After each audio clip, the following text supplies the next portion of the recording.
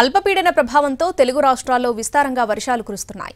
వీధులు చెరువులను తలపిస్తుంటే లోతట్టు ప్రాంతాలు జలమయమయ్యాయి. మరోవైపు హైదరాబాద్ను భారీ వర్షం వణికించింది.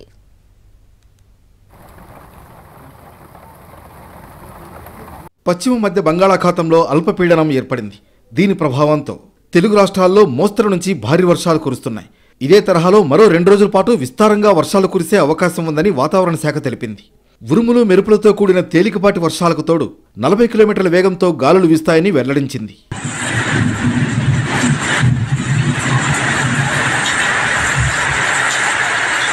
హైదరాబాద్లోని పలు ప్రాంతాల్లో జోరు వర్షం కురిసింది. లోతట్టు కాలనీలు, బస్తీల్లోకి నీరు చేరింది. ఆఫీసుల నుంచి ఇళ్లకు వెళ్లే సమయం కావడంతో రోడ్డుపై ట్రాఫిక్ నిలిచిపోయింది. వాహనదారులు తీవ్ర ఇబ్బందులు పడ్డారు.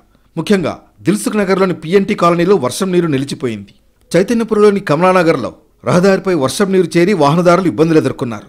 చాదర్ఘాట్ వద్ద భారీగా వాహనాలు నిలిచిపోయాయి. యూసఫ్గూడలోని కృష్ణానగర్లో వర్షం నీరు పోటెత్తింది. మరోవైపు ఏపీలోనూ పలు ప్రాంతాల్లో భారీ వర్షం కురిసింది.